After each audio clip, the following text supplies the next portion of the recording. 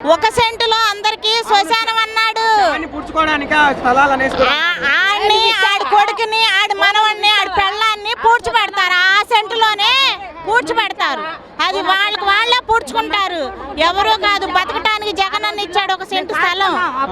అది జగనన్న సెంటు ఇచ్చాడు. ఆ సెంటులో బ్రహ్మాండంగా పడుతుంది ఇల్లు. ఈడికి అలా కావచ్చు. 2 ఎకరాల పొలంతో వచ్చినాడు. 1,00,000 కోట్లు సంపాదించాడు. 14 సంవత్సరాలు సీఎం గా చేసి 1,000 కోట్లు సంపాదించాడు. ఎవరికి ఇచ్చాడు? ఎక్కడ ఇస్తే మొన్నే గెలిచేవాడుగా. ఇస్తే 2019లోనే గెలిచేవాడు.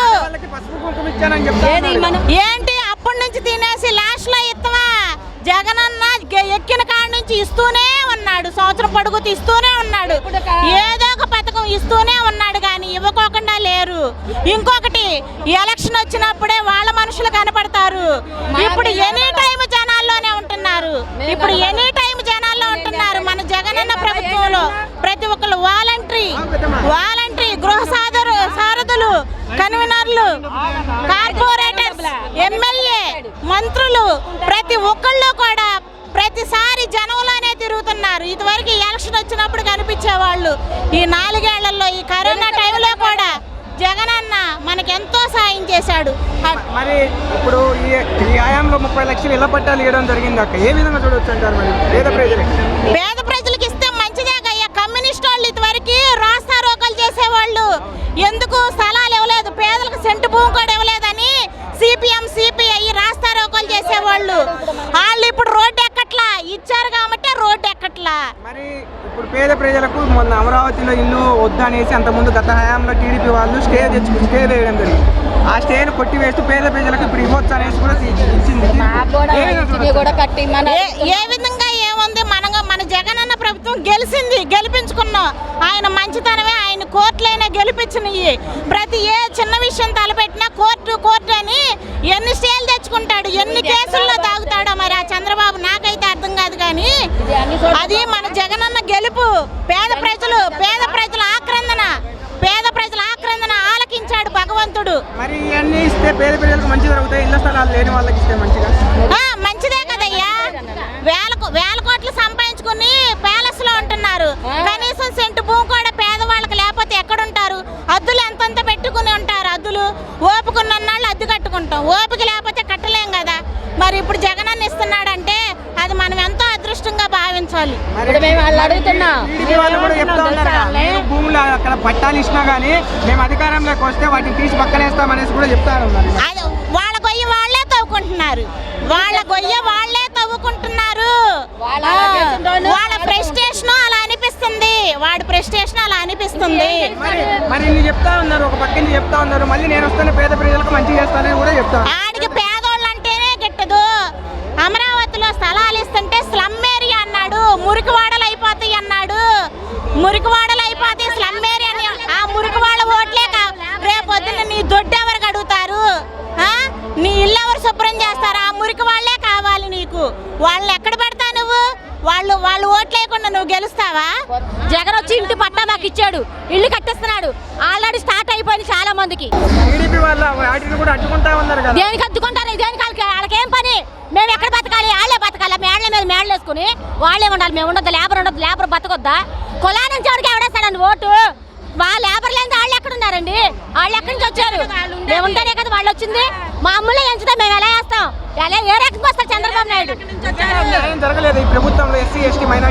మాకు చంద్రబాబు నాయుడు ఉన్నకి మాకు జరగల. మాకేమి జరగల. ఏమి ఇచ్చాడు? ఇప్పుడు జరిగింది మాకు. మేము అద్దెలు కట్టుకోలేక ఇళ్లలోకి వచ్చాము. సొంత ఇల్లు లేక మేము అద్దెలు కట్టుకోలేక ఇప్పుడు మాకు స్థలాలు ఇచ్చాడు. స్థలాల్లో మేము ఉంటున్నాం. ఆడిచ్చింది ఏంటి? ఎవరో బాగుపడలాడు. వాళ్ళ పెన్షన్ వాళ్ళు బాగుపడాలి. ఇల్లు ఇచ్చారు. ఆడ 15 పరిపాలన ఎప్పుడైనా ఇళ్ల స్థలాలు ఇచ్చి ఇల్లు ఇచ్చేసాడా? రిలీజ్ చేసాడా? చేయలే. లేబర్ని బాగు చేస్తున్నాడని బడా షెడ్లు అందరూ ఏడుస్తున్నారు అనమాట. శవాలు పుడుచుకుంటారు. లేదా వాళ్ళు పుడతాము తీసుకొచ్చి శవాలను పుడతాం కాదు. వాళ్ళు ఎక్కువగా వాగారనుకో మహిళలందరూ తరఫున వాళ్ళే తీసుకొచ్చి అక్కడ పుడతాం. శవాలను పుడతాం కాదు కావాల్సింది. జగన్ అన్న చేసిన పరిపాలన ఏది తప్పలేదు. సెంటున్నర స్థలం ఇస్తున్నాడు.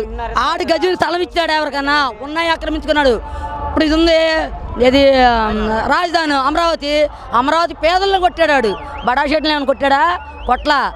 పేదలందరూ ఏడిపించాడు. కళ్ళండా నీళ్లు కాదు రక్త చుక్కలు వచ్చినాయి అనమాట. అలా జగనన్న చేయలే. జగనన్న పరిపాలనలో ఇవాళ ఏ మహిళ కూడా ఏ బాలుడు కూడా మాకు అన్యాయం జరిగిందని అనలా. కాబట్టి వీడు చేసే పరిపాలన జనాల్ని ఏదో సినిమా డ్రామాలు ఆడుద్దాం మోడీని కాదు ఎవరిని కడుక్కోమను. 10 పార్టీలు ఒకటైనా సరే ఫ్యాన్ గుర్తు ఒకటే ఢీకుంటేనే మళ్ళీ అందరూ పడిపోయిన గుడిలో ఉన్నా నేను. నువ్వు భయపడబాకమ్మా అని ఇల్లు ఇచ్చారు. 21,000 జీతం, నాకు జాబ్ వేశారు, డోక్రాలో ఉన్నా, స్థలం ఇచ్చారు. ఇంకేం కావాలండి ఒక ఆడదానిగా నాకు? ఇంతకంటే ఎక్కువ పథకాలు ఇచ్చారని చెప్తా ఉన్నారు కదా చంద్రబాబు నాయుడు. అతిగా ఆశ వద్దండి మాకు. మమ్మల్ని బతకనిస్తే చాలు. ఇలాగా చంద్రబాబు నాయుడు గారు వస్తారు, ఉన్న రేషన్ కార్డులు తీసేస్తారు, ఉన్న ఆధార్ కార్డులు తీసేస్తారు. మీరెంత అంటే మీరెంత అంటారు. ఇవన్నీ అవసరమా అండి? ఆడవాళ్ళం ఏదో బతుకుతున్నాం, బయటకు వచ్చి ఇప్పుడు లోకం చూస్తున్నాం, ఇప్పుడు మంచి చెడు తెలుసుకుంటున్నాం. ఇంకా ముందు తెలుసుకోవాలి, ముందు రావాలి మేము. మరి రూపాయి ఇచ్చి 10 రూపాయలు దోచేసుకుంటున్నారు అనేసి కూడా చెప్తా ఉన్నారు. మరి 9 రూపాయలు ఖర్చు అయిపోతుంది కదా. రూపాయి ఇచ్చి 10 రూపాయలు దోచేసుకుంటే ఆయనకే 9 రూపాయలు ఖర్చు అయిపోతుంది. అవతల అయితే 2 రూపాయలు అయ్యాక కూడా సిద్ధపడిపోతున్నారు కదా ఆయన. సైకిల్ పోవాలి, సైకిల్ రావాలనేసి. సైకిల్ ఎప్పుడో ఇరిగిపోయింది అక్కడ.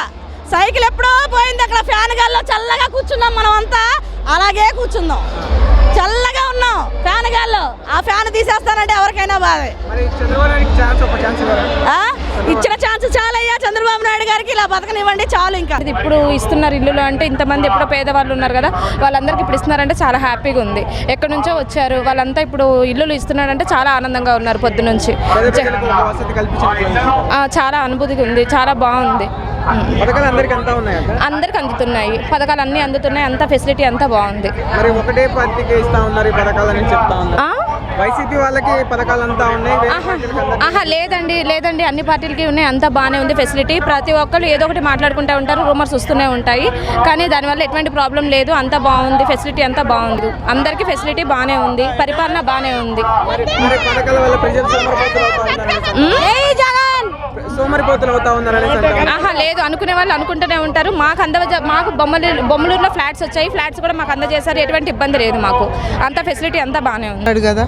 అమ్మోడని ఛాన్స్ అడుగుతా ఉన్నారు, ఇంతకంటే ఎక్కువ ఇస్తాననేసి చంద్రబాబు నాయుడు. ఏమో అప్పుడు ఎలా ఉంటుంది, ఈయనకే వేస్తారు, ఈయనకి వెళ్తాడు, ఇంకెవరికి వెళ్తారు? ఈయన ఆయన కూడా అడుగుతా ఉన్నాడు కదా. ఆయన గెలిచి ఆయన అడుగుతాడు, ఆయన అంటారుగా ఇప్పుడు మేము అది చేస్తాం ఇది చేస్తామని. ఈయన చేస్తున్నాడు, ఆయన చేస్తున్నాడు అని అంటారు. 3 సిలిండర్ ఫ్రీగా ఇస్తా సంవత్సరానికి అని చెప్తా ఏముండదండి, ఈయన ఇస్తా అంటారు. ఈయన బాగానే చేస్తున్నాడు, బాగానే ఉంటున్నాడు, జగన్ బాగున్నాడు. వీళ్ళకి వస్తుంది, పింఛన్ వస్తుంది, స్థలం వచ్చింది, బాగానే చేస్తున్నారు. కాకపోతే మా వార్డుకి వచ్చినప్పుడు పట్టించుకునే వాళ్ళు లేరు. ఇప్పుడు జగన్ అన్న మాటకి అన్నీ చేస్తున్నారు. చంద్రబాబు నాయుడు కూడా ఒక ఛాన్స్ అడుగుతా ఉన్నాడు కదా. అదేం లేదు, జగన్ అన్న బాగా చేస్తున్నారు కాబట్టి జగన్ అన్నే వస్తారు. నేను ఎక్కువ ఇస్తాననేసి కూడా లేదు, మాటలే ఏమీ లేదు, జగన్ అన్నే చేస్తాను. మరి జగన్ రాడు ఈసారి అనేసి కూడా అంటా లేదు, ఉట్టు మాటలు అనుకుంటే ఎవరంటే ఏమనుకుంది, జగన్ అన్నే వస్తారు.